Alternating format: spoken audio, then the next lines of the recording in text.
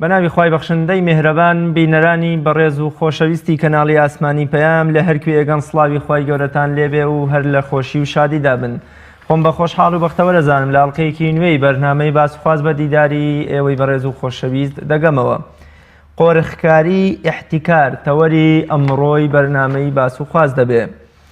ئاینی پیرۆزی ئیسلام و پێغەمبەرە بەڕێزەکەی صلی الله علیه وسلم هەر لە سەرەتای دەرکەوتنیانەوە یەکێک لەو لایەن و بوارانەی کە هەوڵیان دەدا کۆمەڵگەی داڕوخا و جاهلیەتی پێبگۆڕن و حکومەتێکی پڕلەداد و خۆشەویستی پێدامەزرێنن لایەنی ئابووری و دارایی بوو. ئیسلامی پیرۆز سەدان کۆت و زنجیری دانا بۆ کاربەدەست و بازرگانم شەخۆرە بێڕەحمەکان و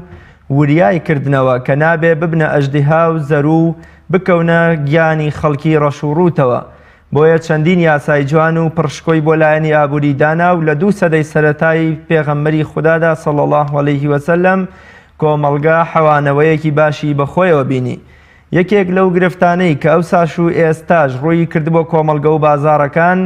لایەنی ئیحتیکار و قۆرخکاری بوو کە بڕستی لە هەژاران بڕی بوو. بۆیە پێغەمبەری خودا صلی الله علیه وسلم بە توندی بەرەو ڕووی ئەم ڕەوشە و ئەنجامدەرانی بوویەوە و سزای توندی دنیایی و قیامەتیشی بۆ دادەنان. لە ماوەی چەند ڕۆژی ڕابردوودا لە هەرێمی کوردستان جۆرێکی دیکە بە شێوازێکی دیکە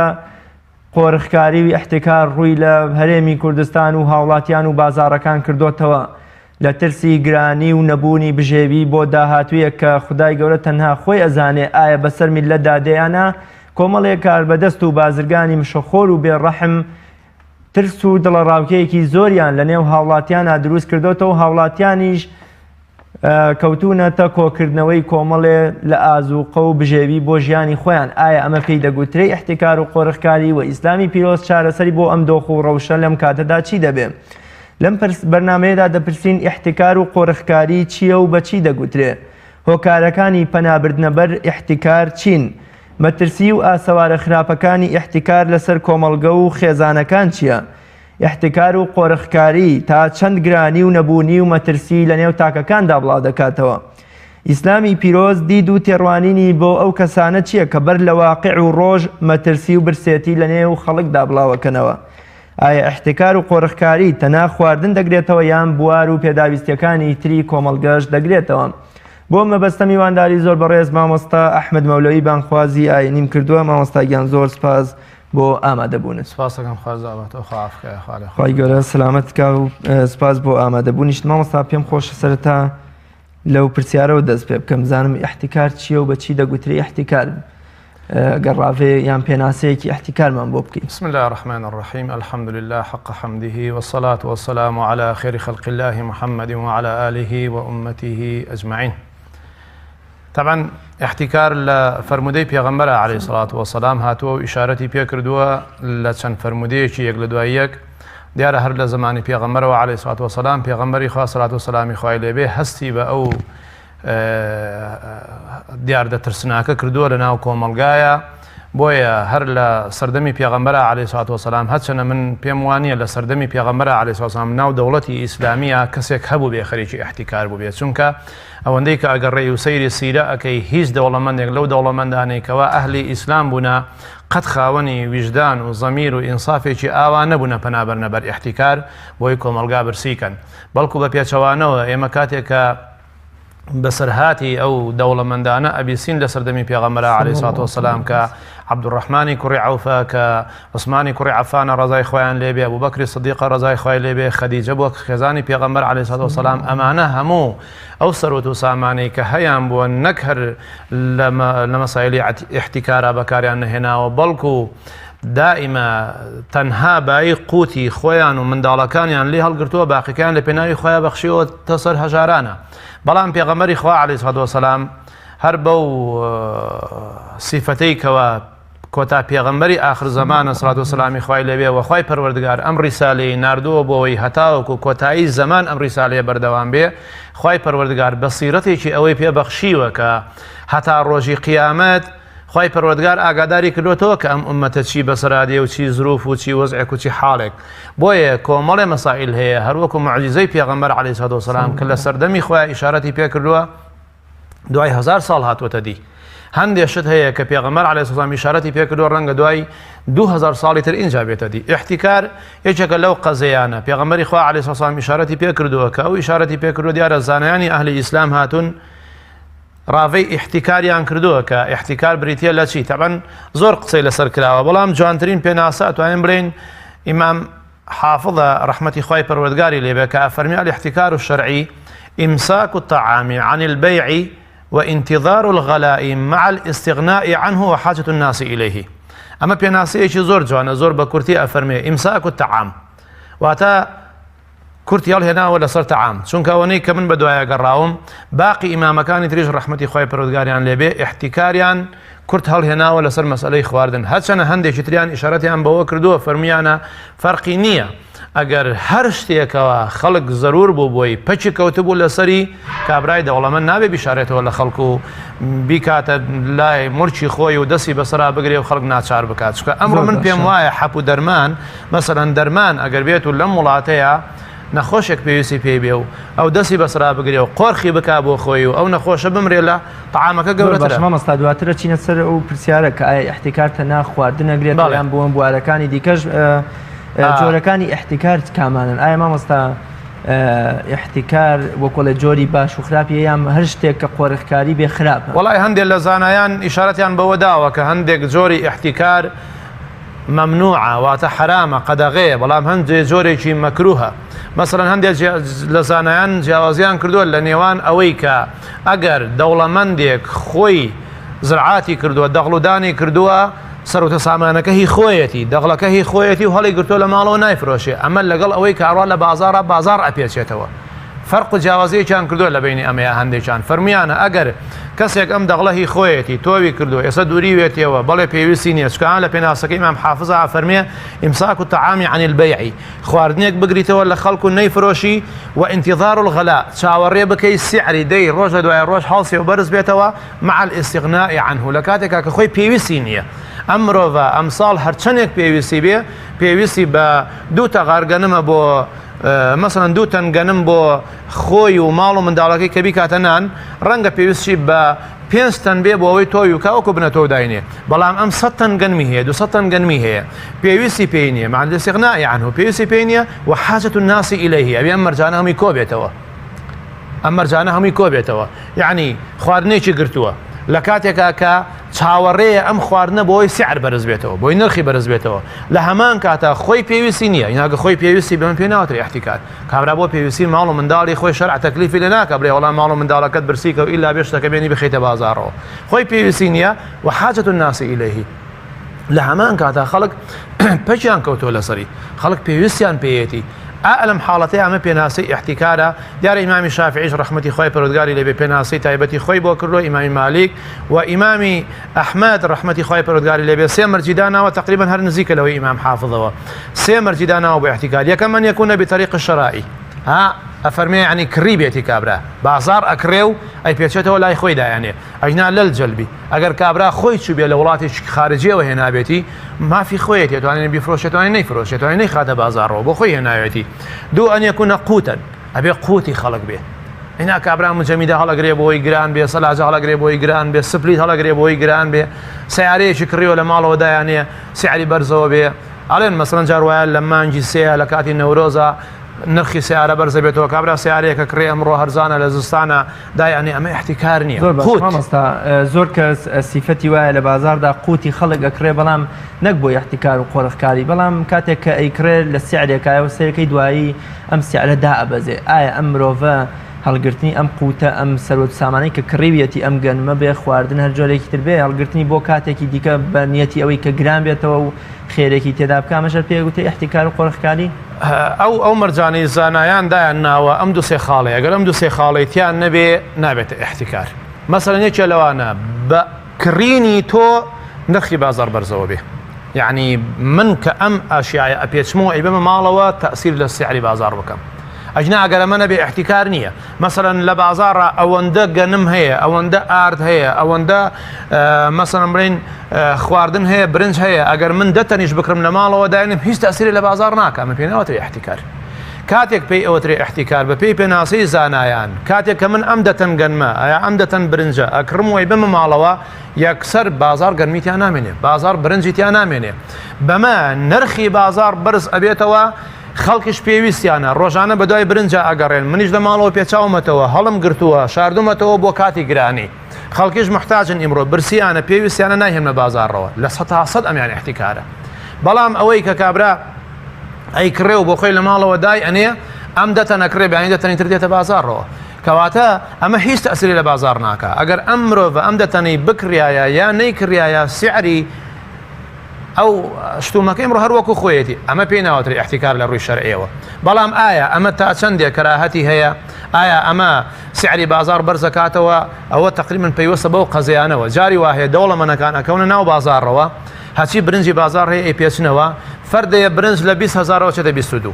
2000 ئەچێتە سەری ئەمە احتیکار نییە لە کاتێکا برنجەکە هەیە لە بازارڕە بەڵام ئەمانە بای ئەوەندە تاوانبار ئەبن کە نرخی فەردەیە برنجیان لە 20,000 گەیانە 22 زۆر باش ئەمە بای ئەوەنە تاوانبارە بنتیایە مامۆستا قورئانی پیرۆز و فەرموودەکانی پێغەمبەری خوا صلی الله علیه و سلم وەکو دوو سەرچاوی سەرەکی یاسادانان و سەرچاوی وەکو دوو سەرچاوی وەحی موسڵمانان چۆن باسییان لەو مرۆڤانە کردووە کە هانا بۆ احتیکار و قۆڕخکاریە بن و هەوڵی وەکو ئەڵێ پڕووباگەندەدەن بۆ برسێتی و ترس خستنە دڵی مرۆڤەکانی ترەوە وەڵا بە تاکید پێغەمبەر عەلەیهی سڵات وەسەلام هەڕەشەی قورسی کردووە لە ئەو کەسانەی کەوا احتیکار ئەکەن کە یەکێکە لەوانە حەدیثێکی مەشهورە لەناو عامی خەڵکە ڕەنگە عامی خەڵک بیستوبێتی لا یحتەکر إلا خاطئ کە ئیمامی نەووی ڕەحمەتی خوای پەروەردگاری لێبێ ئەفەرمێ کاتێک کە پێغەمبەر عەلەیهی سڵات وەسەلام ئەفەرمێ هەر کەسێک احتیکار کە بە تاکید هەڵی کردووە ئەفەرمێ وشەی خاطئ لە زبانی عەرەبیە یعنی العاسی الآثم یعنی ئەم کەسە تاوانبارە سەرپێچی ئەمری خوای کردووە و مخالفەی فەرمانی خوای پەروەردگاری کردووە لە حەدیثێکی ترا پێغەمبەر عەلەیهی سڵات وەسەلام ئەفەرمێ من احتكر حكرة يريد أن يغلي بها على المسلمين فهو خاطئ بهمان شێوە هاوشێوەی حەدیثی جاری پێشوو فەرموودەکەی پێشوو ئەفەرمێ هەر کەسێ ئەشیایەک بکڕێ بۆ ئەوەی سعر لەسەر خەڵک گران کە سعر لەسەر خەڵک بەرز کاتەوە لە بازاڕا ئەهادیوتە هەمووی پەیوەستی کردووە یعنی حەدیثەکان مطلق نین مقەیەدن ئاگاداری ئەوە بین یعنی بە مطلقی نەهاتەوە بفەرمێ هەر کەسێ ئەشیا بکڕێ لە ماڵەوە هەڵی بگرێ ئەوە حرامە نە دائما مقەیەدی کردو بەوەی کە سعر بەرزەوەکە ئەی کڕێ بۆ ئەوەی نرخ لەسەر خەڵک بەرزەوەکە ئەژینا ئەگەر تۆ خەڵکەیە کاکە لە هاوی ناوەزعی باشە گەنم هەرزانە لە بازاڕا کیلۆی 250 دینارە ئەی کڕێ کاکە پارەی خەوتو هێڵم لە باتەوەی پارەکەم خەوت بێ 100 200 گەنم ئەکڕم دای ئەنێم ئەزانم لە زستانە سیعری بەرزە بێتەوە ئەم مرۆڤە ئەگەر کڕینی ئەم 200 گەنمە نەبێتە مایەی بەرزبوونەوەی نرخی بازار ئەمە تاوان نییە بەڵام ئەم خۆی هەر بە تەجروبە ئەزانێ لە کاتی تۆکردنە نرخی گەنم ئەچێتەوە 400 و 500 چکە بۆ کابرایی جوتیار 100 گەنمی هەیە ئێستا پێسی بە پارەکەیەتی جێگە و ڕێگەشی نییە داینێ لە چۆ داینێ خۆی لە خانوێکی 100 متریە لە خانوێکی 200 متریە ناو شارە گەنمەکەی لە چۆ دانێ جێگەی نییە داینێ ئەمیش جێگەی باشی هەیە کابرا هێناوێتێ بازاڕەوە مەمنونی توێ لێ بکڕی بەدوای مشتریەکە ئەگەڕێ کاکە مەمنونە بە 250 دینار گەنمەکەی بفرۆشێ ئەم پیاوە کە جێگە و ڕێگەی هەیە و پارەی هەیە بۆ خۆی ئەیکڕێ و دای ئەنێ ئەم نەبۆتە سەبەبی بەرزبوونەوەی نرخی بازار بیکڕێ و نەیکڕێ لە زستانە سعری گەنم نرخی گەنم ئەچێتەوە بۆ 400 لە کاتی جووت و ئەوانەیە خەڵک پێویستێتی ئەم پیاوە ئیکرێ لەوێ دای ئەنێ کەواتە حەدیثەکان مطلق نین مقەیەدن مقەیەدی کردووە بەوەی کەوە ئەگەر ئەم مرۆڤە ئەم خواردنە ئەکرێ بۆەوەی سعر بەرزەوەکە لەسەر خەڵک ئەمە خەتەر لە حەدیث ترا فەرمێ من دخل في شيء من أسعار المسلمين ليغليه عليهم كان حقا على الله أن يقعده بعظم من النار يوم القيامة پێغەمبەر عەلەیهی سڵات وسەلام ئەفەرمێ هەر کەسێ بێ لە ناو مسڵمانانە شتێک بکڕێ بۆەوەی نرخی بازار بەرزەوەکە نرخی بازار بەرز کاتەوە ئەوە بەڕاستی حەقە لەسەر خوای پەروەردگار کە لە ڕۆژی قیامەتە جێگەیەکی زۆر قرس و ناخۆشی لە جەهەنەما بۆ دابنێ بیسووتێنێ کۆمەڵی حەدیثی تریش هاتووە هەمووی نەهی لەسەر هاتووە بەڵێ هەر شتێک ببێتە مای گرانبوونی لای هاوڵاتی و نەمانی لە بازاڕ ئیدی با خواردنیش نەبێ ئاڵتونە کەرەستەی بیناسازیە جلوبەرگە ئەمانەش هەر ئەچنە چوارچەوەی احتیکار و قۆڕخکاری وەڵاهی ئەوە اختلافی زانایان هەیە لەسەری بۆ مەسئلەی طعام لە طعامیشە اختلاف هەیە بۆ مەسەلەی قوتەکە هەموو زانایان ئیجماعیان هەیە لەسەرەوەی بێتە احتیکار. قوت ئەوەی کەوا ڕۆژانە تۆ ئەگەر نەیخۆی لە برسە ئەمری، گەنم قوتە، برنج قوتە، ساوەڕ قوتە، قەرە خەرمان قوتە، بەڵام ئیسا مەسەلەی ڕۆن بە قوتی دانانێن زانایان. هەندێک لە زانایان بە قوتی دانێن، هەچەنە هەندێکیانە فەرموون هەموو شتێک کە ببێتە مای ئەوەی سەغڵەتی لە ژیانی خەڵکا دروستکە هەر حرامە احتیکارکردنی. بەڵام لە حەدیسا هاتووە معمەر تەمەن خۆی ئەو حەدیسا ئەگەڕێتەوە. معمەرێکێک لە هاوڵانی بەڕێزی پێغەمبەر عەلەیهی سەڵاتو وەسەلام کاتێک ئەو حەدیسا ئەگەڕێتەوە کە فەرمێ لا یحتەکر إلا خاطئ خۆی زەیتی کڕیوە لە ماڵەوە دایناوە. پیان وتووە بە سەعیدی کوڕی مسەیەبیان وتیانە ئەمە سەعیدی کوڕی مسەیەب یەکێکە لە زانا هەرە بەرزەکان لە زمانی تابعینە ڕەحمەتی خۆی پەروەردگاری لێبێ. سەعیدی کوڕی مسەیەب ڕۆنێ زۆری کڕیوە لە ماڵەوە دایناوە. وتۆتی دای ئەنێم هەر کاتێ سعر بەرزەوە بێ ئیفرۆشم. پیان وتۆ تۆ احتیکارت کردو. فەرمیەتی معمەر کە خۆی ئەو حەدیسەی گەڕاوەتەوە زەیتی کڕیوە لە ماڵەوە دایناوە. ناشێ هاوڵێکی بەڕێزی زانایان ئەفەرمون ناشێ هاوڵێکی بەڕێزی پێغەمبەر عەلەیهی سەڵاتو وەسەلام کە خۆی ڕاوی حەدیسێک بێ پێچەوانەی حەدیسەکەی خۆی بجۆڵێتەوە. ئەمە مستەحیلە. بۆیە ئەم زانایانە ئەفەرمون زەیت ڕۆن لەبەرەوەی یعنی شتێک نییە ئینسان پێی بمرێ. تۆ ئێستا ئەگەر نان نەخۆی ئەمری، ئەگەر مەسەلەن گەنم، ساوەڕ، قەرە خەرمان، برنج ئەمانە هەمووی لە بازاڕ ڕانەمێنێ و خەڵک نەیخوا ئەمرێ. بەڵام ئەشێ ئینسان لە باتی ئەوەی لە مانجێکا کیلۆیە ڕۆن بەکاربێنێ ئەتوانێت ڕەبێ ڕۆن بەکاربێنێ، ئەتوانێت هەر بەکاریشی نەهێنێ. خۆ نان ڕۆنی ناوێ وانە خۆ هەندێک جار ئەگەر مەسەلەن هێلکە بیکوڵێنە ڕۆنی ناوێ، یعنی هەندێک شت هەیە ڕۆنی ناوێ. بۆیە هەندێک لە زانایان ڕۆنیان بە احتیکاردانە. زۆر باش مامۆستا کاتێککە جەنابەت فەرموود لە سەردەمی زێڕینی پێغەمبەری خوددادا صلی الله علیه وسلم و لە سەردەمی هەردوو هاوڵی بەڕێزیش ئیمامی ئەبوبەکر ئیمامی عومەر کە لەسەر نەهج و پەیامی پێغەمبەری خوددا دەڕۆشتن صلی الله علیه وسلم کە مرۆڤەکان هیچ کاتێ لە ترسی ئەوەدا نەبوون کە هانا بۆ ئەم قۆڕخکاری احتیکارە برن. لە دوایی ئەمە وردە و لە دروزە بێ بەتابەت لە ئەمەویەکانەوە کە ئیدی تر ئەمانە ڕوئەکەنە دنیا و پشت لە دینەکان هۆکارەکانی پەنابردنەبەر احتیکار چین. مرۆڤ بۆچی هێندە بێڕەحم و بێویژدانە، هێندە ترسی لەمانەوە یام حەزەکە بمێنێتەوە و ترسی لە مردن هەیە، هانا بۆ احتیکار و قۆڕخکاری بە لە پێناو مانەوەی خۆی دەوڵەمەند بوونی. وڵای کاگەمانجان بە تاکید ئیمان لەگەڵ تەرەفی بەرامبەریە لە ژیانی ئینسانە وەکتای ترازوو وایە. یعنی بەشی شەیطان لەگەڵ ئیمانە وەکتای ترازوو وایە. دایمە چۆن تای ترازوو مستەحیلە هەردووکی بەیەکەوە بەرز بێتەوە و مستەحیلە هەردووکی بەیەکەوە دابەزێ. حتمەن ئەگەر یەک سامتین ئەم تایە بەرز بەوە سامتینە ئەویتر دابەزێ بە پێچەوانەشەوە. ئیمان لە ژیانی ئینسانە هەتاوەکو ئاستی بەرز بێتەوە بەشی شەیطان دابەزێ، بەڵام بە پێچەوانەشەوە تا ئیمان دابەزی بەشی شەیطان بەرزە بێتەوە. احتیکار و قۆڕخکاری و ئەمانە هەمووی بەشێکە لە بەشی شەیطانی خاتە ناودڵی ئینسانەوە. سبحان الله پێغەمبەری خوا عەلەیهی سەڵاتو وەسەلام جوان مرۆڤی ناسیوە ئەفەرمێ مرۆڤ دەمی تێر نابێ ئیلا هەتا ئەو خۆڵە نەڕاتە ناو دەمێەوە. ئەفەرمێ مرۆڤ تەبیعەتی وایە ئەگەر لەو کانە لبنی ئادەمە وادیا من ذهب أحب أن يكون له واديا ولن يملأ فاه إلا التراب.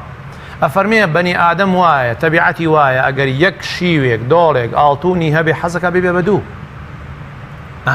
ئەمە ئیمان کە لاواز بوو لەو لاوە تموحی ئینسان زیادەکا بە دنیا. یخۆ تۆ هەر بیر لە ئەم دەسەڵاتدارانی کوردستانی خۆمان بکەرەوە، هەر بیر لە دەوڵەمەندەکانی کوردستانی خۆمان بکەرەوە. تۆ ئەو خوایە و سەرۆت و سامانەی هەیەە ڕۆژی یەک جوانە گاش بخۆن.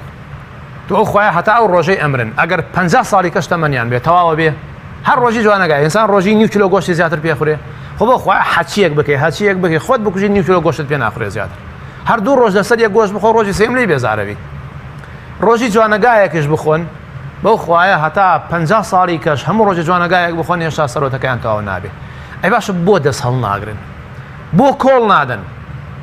ئێستاش پێم وایە هۆکار چییە؟ هۆکار لاوازی ئیمانە، لە دەوڵەمەند بوو هۆکار لاوازی ئیمانە، هەتا باڵانسی ئیمان دابەزێ باڵانسی کەواتە پەیوەندی نێوان قۆڕخکاری و عەقیدە و بیرروباڕی مسلمان پەیوەندی هەیە لە نێوانیانە کە تا ئەم نەمێنێ ئەم زۆر بە تاکید ئینسان لە خوا بترسێ. من لە ئەوڵەوە ئیشارەتم پێ کرد ئەسحابی پێغەمبەر عەلەیهی سەڵاتو وەسەلام بۆ کەسێکی وەکو ئەبوبەکری سیدیق ئامادەیە ئەم هەموو سەرۆت و سامانەی خۆی بە یەک جاردائانێ. پێغەمبەری خوا عەلەیهی سەڵات وسەلام بانگەکە فەرمێ یاڵا کاکە سەرۆت و سامان بێنن پێویستمان پێیەتی بۆ جیهاد. عومەری کوڕی خەتاب ڕزای خوای لێبێ ئەگێڕێتەوە ئەفەرمێ واللهی هەموو کاتێ هەوڵم داوە مسابقە بکەم لەگەڵ ئەبوو بەکر جارێک پێشیکەوم نەمتوانیوە پێشیکەوم. ئەڵێ جارێکیان پێغەمبەر عەلەیهی سەڵات وسەلام داوای کرد سەرۆت و سامان بێنن، ئەڵێ خوا ئاگادارە چوومە ماڵەوە ڕێک چیم هەبوو کردم بە دوو بەشەوە. وتم ئەم جارە پێش ئەبوو بەکرە دەمەوە. ئەڵێ کردم بە دوو بەشەوە، نیوەیم دانا بۆ خۆم و ماڵ و منداڵەکەم نیوەیم هێنا. ئەڵێ وتم پێش ئەبوو بەکرە دەمەوە، ئەڵێ بردم دام نادڵم زۆر خۆش بوو. کاتی ئەبوو بەکر هات پێغەمبەری خوا عەلەیهی سەڵات وسەلام فەرموویە ئەبوو بەکر چیت هێناوە چیشت بەجێ هێشتەوە بۆ ماڵ و منداڵەکەت؟ ئەڵێ پێشتر لە منی پرسیوتم وەڵای پێغەمبەری خوا چیم هەبوو کردمە دوو بەشەوە. ئەڵێ کە لە ئەبوو بەکری پرسێ ئەبوو بەکر ڕزای خوای لێبێ فەرمووی ئەی پێغەمبەری خوا بەخوا چی هەبوو گسکم لێدا هێنام؟ وتی ئەی چیت بەجێ هێشتوو بۆ ماڵ و منداڵەکەت؟ وتی خوا پێغەمبەریان بەسە. اینجا ئیمامی عومەر ڕزای خوای لێبێ فەرمووی بە قورئان تێگەیشتم کە پێش ئەبوو بەکر نادەمەوە. باشە چی وا لەم پیاوە ئەکا گسک لە ماڵەکەیدا هەمووی بێنێ و داینێ بۆ خوا غێر ئیمانە کاکە. بۆیە پێغەمبەر عەلەیهی سەڵات وسەلام ئەفەرمێ ئیمانی ئەبوو بەکر بکە تای ترازویەکەوە، ئیمانی سەرجەمی ئومەت بکە تای ترازویەکەوە ئەبوو بەکر قورسترە. چێ ئیمڕۆ لە ئێمە ئامادەی ئەوەی تایە بەیانی هەرچەندە مسلمانان پەکیان کەوتبێ سیارەکەمان، خانۆکەمان، پارەی ماڵەوە حەچی لە ماڵەوەی گسکی لێرێن هەمووی بفرۆشن و بێنی بۆ خوا داین و بچینە کوردەواری ئەڵێ بچێ سەر سازی عەلی. چێ لە ئێمە ئامادێ؟ کەواتە ئەو ئیمانە کە باڵانسی ئەوەندە بەرز بووە سیرەکەی نەکەری احتیکار دروست نابێ، بەڵکو هەموو سەرۆت و سامانەکەشی بۆ خوا بەخشێ. دەی ئیمڕۆ کە ئیمان لاوازە بێ، فەرمووی ئیمڕۆ تاجیرێکی مسلمانە بینی کە بەڕاستی ئەهلی ئیمان بێ لێی بۆشێت و احتیکار بکە نابینی کاکە. فەرمووی ئێمە نمونەی دکتۆری وامان هەیە لەم شارێ، منەم شۆ لای نەخۆشێک بووم، عملیاتی کردووە هەفتەی ڕابردوو لای دکتۆرێک لە دکتۆرەکانی ئەم شاری سلێمانیە، وتی ئەو ڕۆژە هەتاوەکو ئێوارە عملیاتی بۆ 45 کەس کرد، وتی قەسەم بەخوا هەر نەفەری 250,000 بوو، وتی هی هەر 45 کەسەکە ئێوارە بەسەر یاگەڕا هەمووی یەکی 250 دایەوە پێی، وتی دینارێکی بۆ خۆی هەڵنەگرت. ئەوە ئیمانە کاکە. یعنی خوای پەروەردگار ئەم دینی ناردووە مرۆڤ ئاوا پەروەردە ئەکا، مرۆڤێک بە حەڵاڵی 45,250,000 نزیکەی 11 ملیۆن دینارەکە، بە حەڵاڵی 11 ملیۆن دینار بێتە بەردەست ئێوارە هەر هەمووی بدەیتەوە بە خەڵک. ئەمە ئیشی ڕۆژێک و دوانوسیانی نییە. ئیمان وا لە ئینسانەکە، بەڵام لەو لاشەوە خەڵکمان هەیە دکتۆر لەم وڵاتەیە خۆی بەجۆی خۆم جۆم لێ بوو لە شاشەی تەلەڤیزۆنەوە، وتی وەڵی تۆبەم کردووە گەڕاومەتەوە ئەمەوێ بچم بۆ حەج نازانم خوا لێم قبوڵەکە یان نا،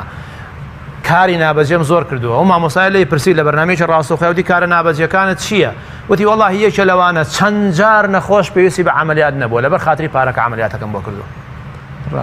کە ئیمان نەبوو مرۆڤ ئاوای لێدێ، کە ئیمانی شەبوو مرۆڤ ئاوای لێدێ، ئەو هەموو سەرۆت و سامانەی خۆی بە حەڵاڵی دێتە بەردەسی، ئێوارە دابەشێک هاتەوە بەسەر مامۆستا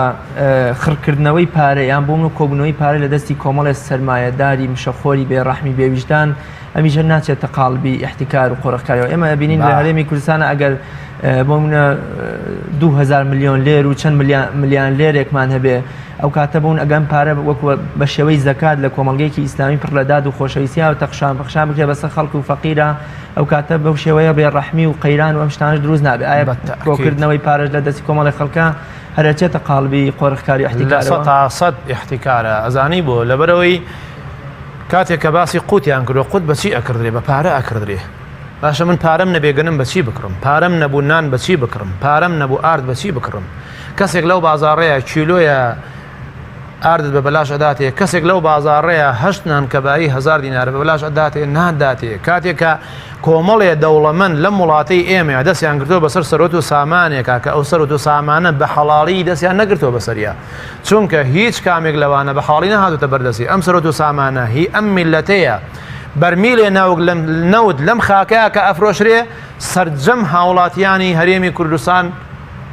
وەک یەک پشکیان هەیە و مافیان هەیە لە ئەو بەرمیلە نەوتەیە. کەواتە مامۆستا ئەم قەیرانە توانین بڵێن بەهۆی ئەنجامی قۆڕەکاری احتیکارێکی بێڕەحمانەوە پەیدا بوو بەرەوکی خەڵکی گرتووە. بەتەئەکید احتیکارێکی زۆر گەورەیە. مامۆستا لە ماوەی ڕابردوودا کۆمەڵێ دەستگای میدیایی و کۆمەڵێ بازرگان و کۆمەڵی خەڵک وەکۆڵێ پڕ و باگەندەی گرانی و هاتنەوەی بۆ منە گرانیەکی دیکە و برسێتیان لە نێو خەڵکدا بڵاو کردەوە. خی گەۆژ لە قورآانی پیرۆزدا فەرمێ الشەیطان یعیدکم الفقر ويأمركم بالفحشاء يعني الشەیطان هەمیشە هەوڵەدا کە برسێتی و فەقیری و هەژاری و وەکڵێ بەرچاوتەنگی لە بەرچاو خەڵکە خۆشەویست بکە و سەرنجامیش بۆ منە فاحیشە و فەساد ڕوو لە کۆمەڵەکانەکە ئەتوانین ئێمە بەمانە بڵین ئەمانە سیفەت شەیطانن و ئەمانە شوێنکەوتی شەیطان کە بەم شێوەیە پروپاگەندەی برسێتی و گرانی لە نێو کۆمەلگەدا بڵاوەکەنەوە والله بەتەکید پێغەمبەری خوا عەلەیهی سەڵاتو وسەلام لە حەدیثێکە فەرمێ یەسیروا ولا تعسروا وبەشیروا ولا تنەفروا ئەمە فەرمودەی صحیحی پێغەمبەرە عەلەیهی سەڵاتو وسەلام دایما ئەفەرمێ حتا بۆتان نەکرێ کار ئاسان کەن بۆ خەڵک لەسەر خەڵک قورس مەکەن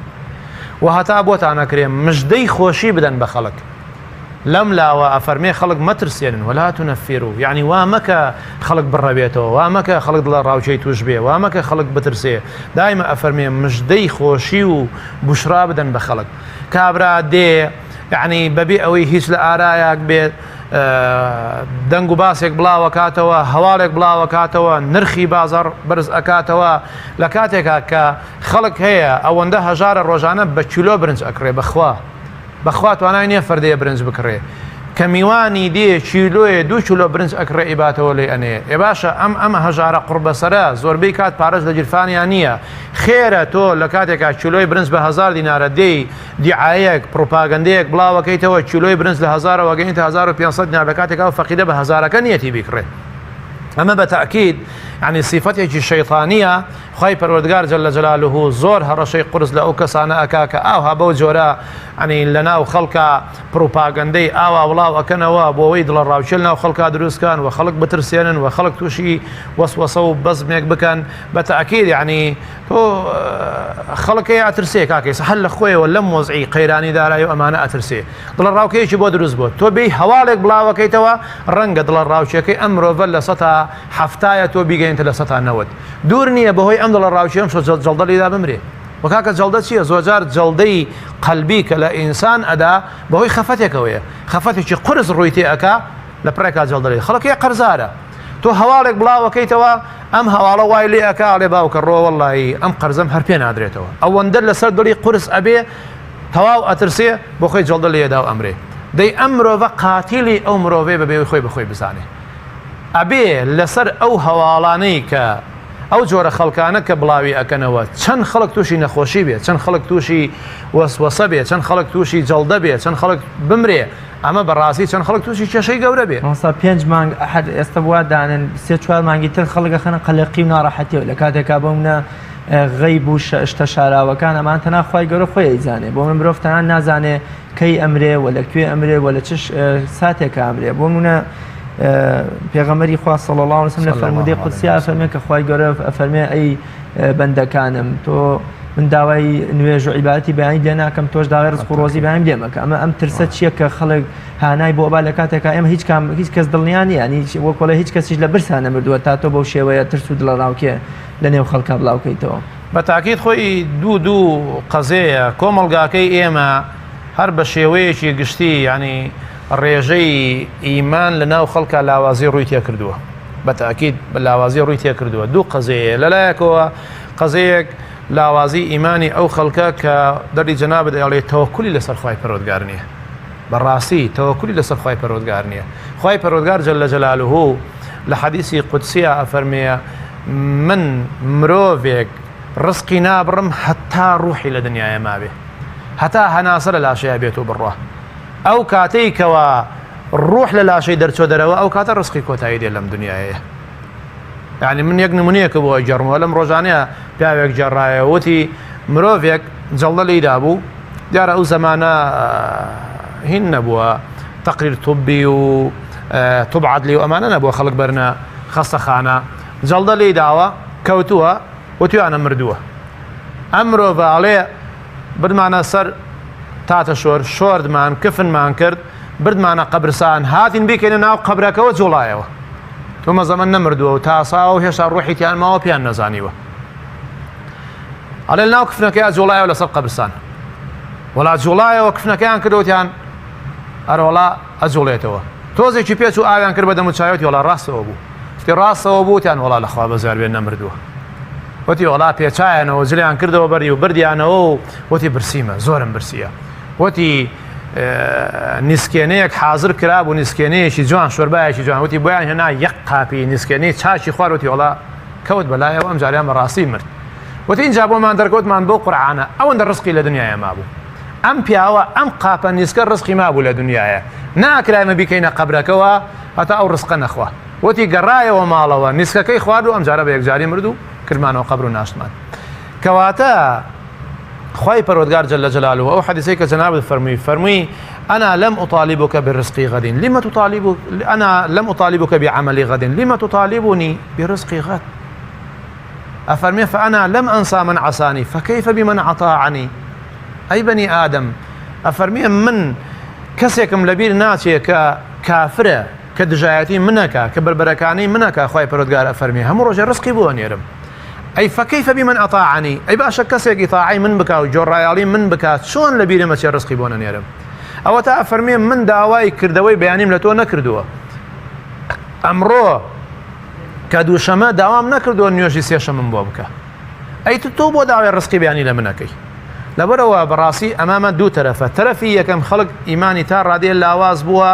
تەوەکولی لەسەر خوای پەروەردگار نەماوە هەر لێ بەخوا لە برسامرین بەخوا ئەم زروفەوە بڕاوەزەکە زۆر خەتەرە لە حەقیقەتە هەواڵی ناخۆش بەڕێوە هەیە مثلا إيران هالرشاكا تركيا هالرشاكا على سنورتان لدا أخم عبادي هالرشاكا على داود درمان نانيرم آرتان بو نانيرم برنسان بو نانيرم خم هوالا نبتوني دينا ناخوشة بلام لها سردمي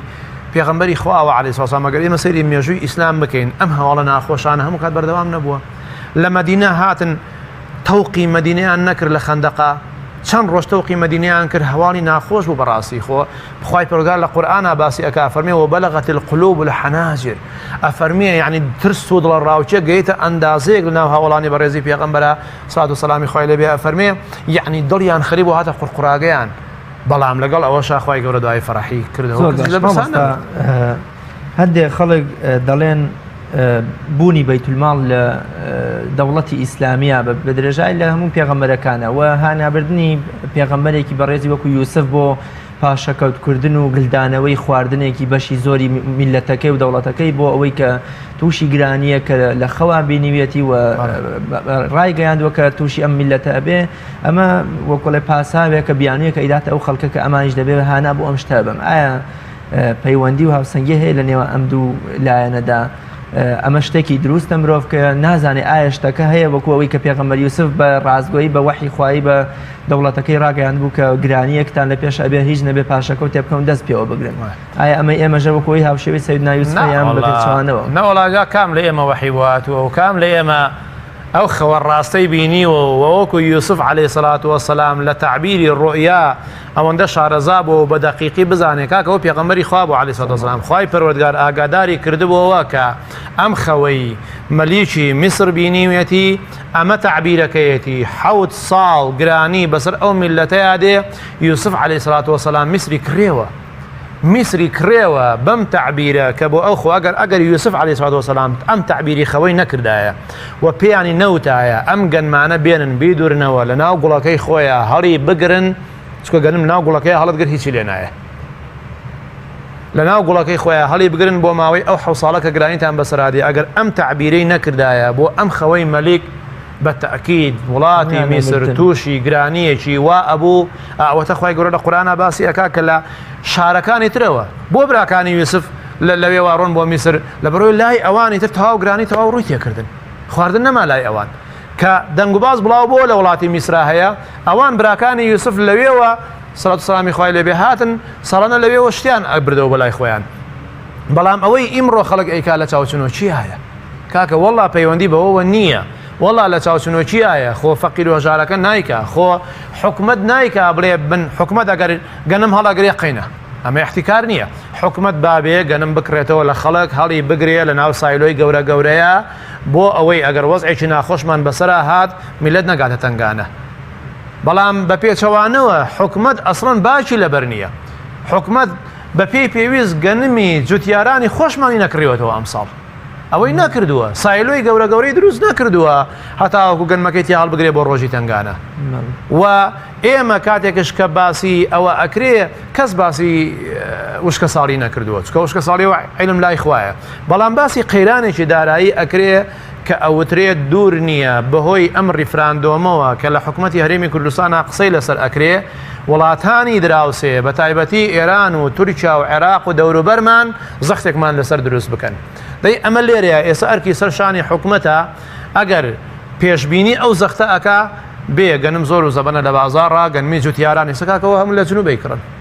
عەرەب دێ گەنمەکە ئێمە کڕێوێ با بۆ خۆی لە دەستێمەی دەرەکاتە دەرەوە ئەی بۆ حکوومەتی هەرێمی کوردستان نایە گەنمەکە بکرێ و لە سایلۆیەکە بۆ خۆی دای بنێ و بۆ میلەتەکەی پاشەکەوتکە بەس نە کاکە ئەمەی کە ئەکرێ دەوڵەمەندێکە ئەیکا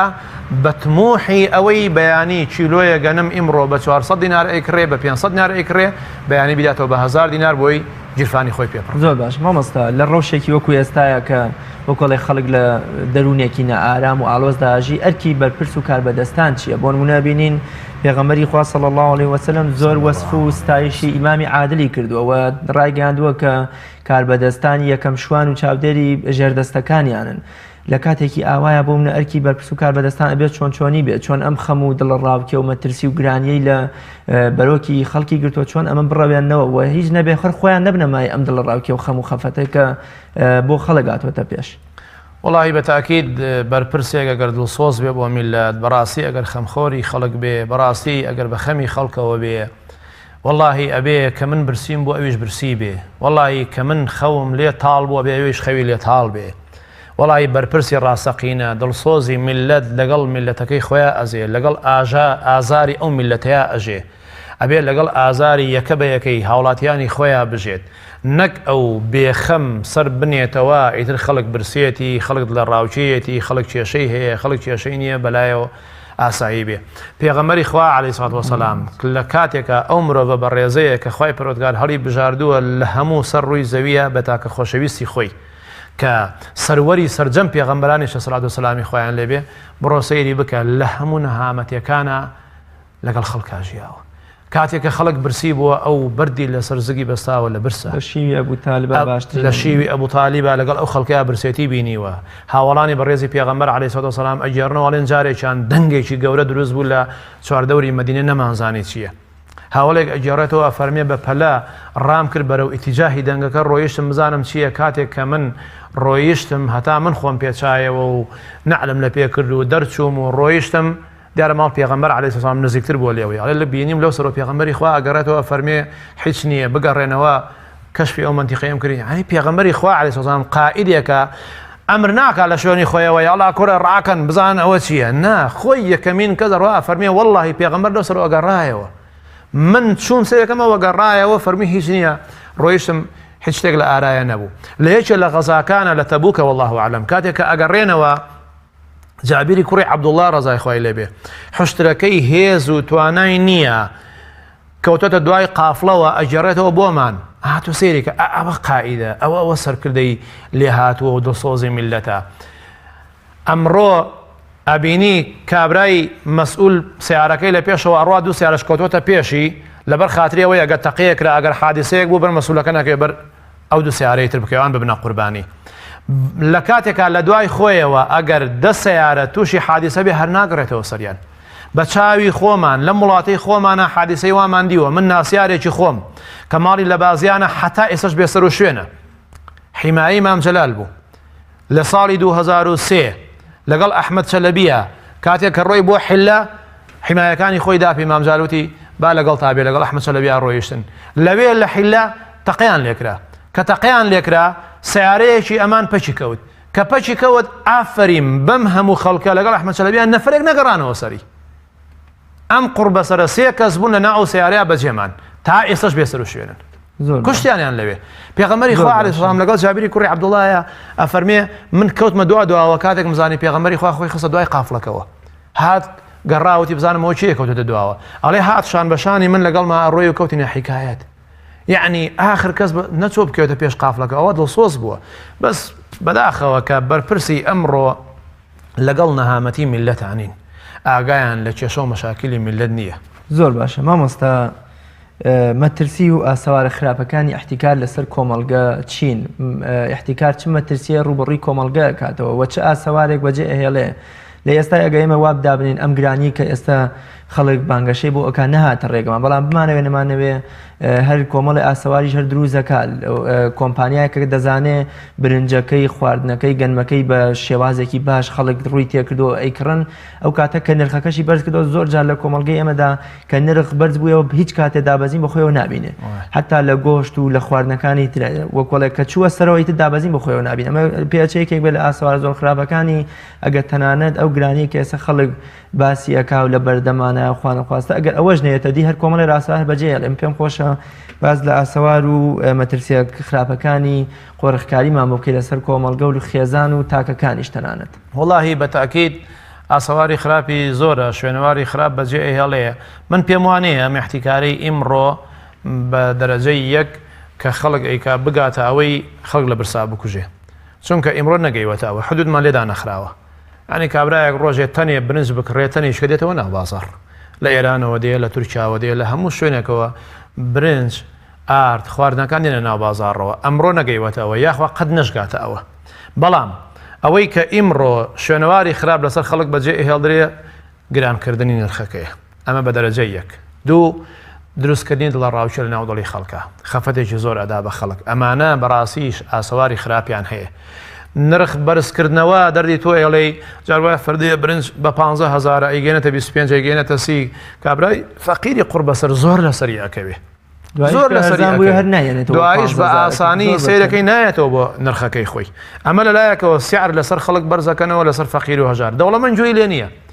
دەوڵەمەند جوێی لێ نییە ئەوەی پارە لەبەردەسایە بە 15 نایکڕێ بەسی ئەیکڕێت تەسیری تێ ناکە بەڵام بۆ فەقیر و هەژار بەڕاستی زۆر تەسیری تێەکە ئەمە یەک دوو دروستکردنی دڵە ڕاوچێ لە ناو دڵی خەڵکە ئەمە بەڕاستی هەر زۆر مشکیلەیە یعنی تۆ خێرە کاکە بەهۆی ئەوەی کەوا سیعری باز گەنم و برنج و ئەم قەزیانە بەرزەکەیتەوە لە بازاڕ خەفەتێکی زۆر ئەدەی بە ئەم میلەتە خەفەتێکی زۆر ئەدەی بە فەقیر و هەژار چەنەها کەسەیە خەفەتی پێ ئەخوا پێی بێتاقەتە بێ سێ ڕەنگە بەهۆی ئەمانەوە خەڵکێکە بێت تووشی نەخۆشی بێ خەڵکێکە بێت تووشی وەسوەسە بێ خەڵکێکە بێت تووشی خەفەت بێ خەفەتی پێ ئەخوا ئەمانە بەڕاستی زۆر و مرۆڤ لاوازەکە وای لێکات تەوەکولی بەخوا نەبێ بەتاکید و هەمیشە وای لێکات بۆ داهاتوو لە واقعانەژی بۆ داهاتوو بژی وەڵا بەتاکید ئەمانە ئاسەواری خراپی زۆرە ئیتر خی پەرۆگار بمان پارێزێ لە ئەو جۆرە کردەوانە بەڕاستی ئەو خەڵکانەی کە ئاوا تەسەڕوفات دەکەن لە ناو ئەو بازاڕەیە و ئەبنە هۆکاری بەرزبوونەوەی نرخ لە ناو بازاڕە ئەبێ لە قیامەتی خۆیان زۆر بترسێن واللهی زۆر خەتەرە بۆ قیامەت واللهی خی پەرۆگار جەل لە جەلاله محاسبەی قورسیان لەگەڵا ئەکا و سەروەت و سامانی دنیاش ماڵی دنیاش بۆ خوایە ئەوە ناهێنێ ئینسان خوا لە خۆی بڕەنجێنێ بۆی و باری خۆی قورسکا لە قیامەتە چونکە خی پەرۆگار جەل لە جەلاله ئەفەرمێ يود المجرم لو يفتدي من عذاب يومئذ ببنيه وصاحبته وأخيه دعاء أفرمي ومن في الأرض جميعا ثم ينجيه زۆر باش مامۆستا کۆتا پرسیاری من لە بەرامبەر ئەم خەڵکە بێ ڕەحم و بێویژدانەی کە هەوڵی گرانکردنی شت و کۆکردنەوەی خواردن و قوتی خەڵک ئەدەن لای خۆیان پێچێ لە کۆمەڵگەدا هەمیشە کەسانێکن بە پێچەوانەوە وەکۆڵێ بە پێچەوانەوە بە ئاراستەیەکی پێچەوانە کارەکەن ئەوەی کە هەیەە ئەی بەخشن ئایا بە خێر و سەدەقە بێ یان بە هەرزانکردنی بێ لە کۆمەلگاوە ئەو گەنم و برنج و قوتەی کە لایەنە ئەیدەن بە فەقیر و هەژار بۆ ئەوەی کەمتر مەترسی و وەکو ئەڵێ ترسیان لەسەر دروست بێ ئیسلامی پیرۆز تێڕوانی بۆ ئەم جۆرە کەسانە چیە و ئەم جۆرە کەسانە خاوەن چ ڕێز و پێگەیەکن لە کۆمەڵگەدا ئەمە کۆتا پرسیاری منە و زۆر سپاس ئەگە جەنابیش بە کورتی وەڵام بدەیتەوە وەڵی خی پەرۆگار جەل لە جەلاله لە قورئانە زۆر مەحتی ئەو کەسانە کەماڵ ئەبەخشن والذین ينفقون مثلا نفقاء كان ومما رزقناهم ينفقون لزور آيات تأكيد لأكاتوا أويك بيمان بخشيونوان أي بخشن پیغمبر عليه الصلاة والسلام فرمي لا تحقرن من المعروف شيئا يعني أفرمي شتي شاكا بكم مزانة شاكا بكم مزانة بعد شيء فرمو رضاي خوي لي أجر خرمايا كد بدا سوابو بكمي مزانة هجارة كد بيني بيك بدو كرتوا كرتي بو خود بخو كرتي بدا أو هجارة دوور نییە ئەم هەژارە تەنها بەم لە تەخورمایە کە تۆ ئەیدەیتێ وزەیەکی باش بگەڕێتەوە بۆ گیانی دوور نییە زۆر دڵی پێخۆش بێ دوور نییە زۆر دوعای خێرت بۆ بکات دوعای ئەم هەژارەتەوە لە جەهەنەم ڕزگارکە لەبەر ئەوە ئەو کەسانی کە خوای گەورە سەرەوت و سامانی پێبەخشیون و ئەم سەرەوت و سامانە بەردەوام لێی ئەبەخشن لە پێناوی خوایە دەرەجەیان زۆر بەرزە لای خوای پەروەردگار و ئینشاءالله ئەبێتە مای ئەوەی کە خۆی پەروەردگار لیان ڕازی بێ ئینشاءالله. زۆر سپاس دەکەم مامۆستاگیان، خی گەورە پاداشتی بەخێرداتەوە و کۆمەڵگەشمان هەر ئارام و بەختەوەر و ڕوو لە هەرزانی بێ ئینشاءالله. بەتەمای خۆی پەروەردگار خوازای ئێوەش باتەوە ئینشاءالله. زۆر سپاس خۆش بێ. بینەرانی بەڕێز و خۆشەویست، زۆر سپاس بۆ ئێوەی بەڕێز و خۆشەویستیش کە تا ئەم ساتە بینەری بەرنامی باسخواز بوون تا بە گەیشتنەوەیەکی تر بەخوای گەورە میهرەبانتان سپێرم. خواتان لەگەڵ.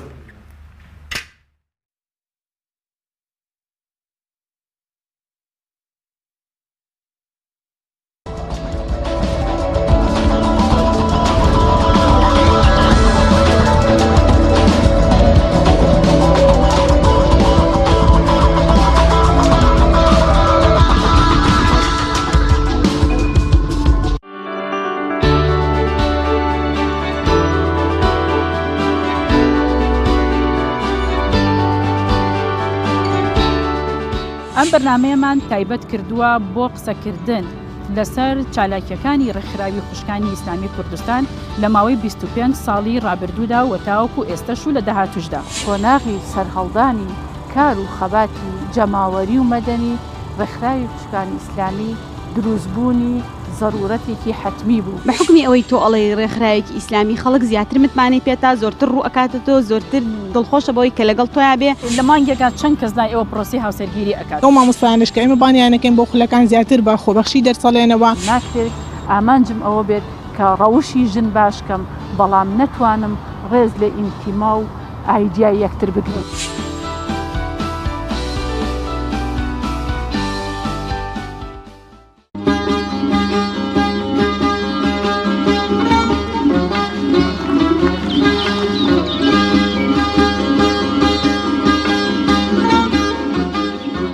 لە پرۆگرامی ئەمجارەی جێوار هاتوینەتە سەردانی یەکێک لە شوێنەوارە دێرینەکانی کوردستان، یەکێک لە شاکارە مێژوویەکانی ئەم نیشتیمانە جوانەمان ئەویش بەردەنیگارەکەی میرقۆلیە لە چیای پیرەمەگرون. هەڵکەوتەی جوگرافیایەکەی لە ڕووی شوێنی جوگرافیایەکەیەوە لە چیای پیرەمەگرونە لە باکووری گوندی زێوێ. بەردەنیگارێکە یاخود وێنەی پیاوێکە کەوا لەسەر ئەم لاپاڵی چیان نەخشێنراوە. ڕەنگە زۆرمان ئەو پرسیارەمان لا دروست بوو بێ بۆچی ئەم پەیکەرە لێرەیە نەخشێنراوە یاخود بۆچی ئەم پەیکەرە لێرە بوونی هەیە. ئەم بەردەنیگارە زیاتر لە هونەری ئەشکانیەکانە چێ بەتابەت کڵاوەکەی و تاجەکەی سەری.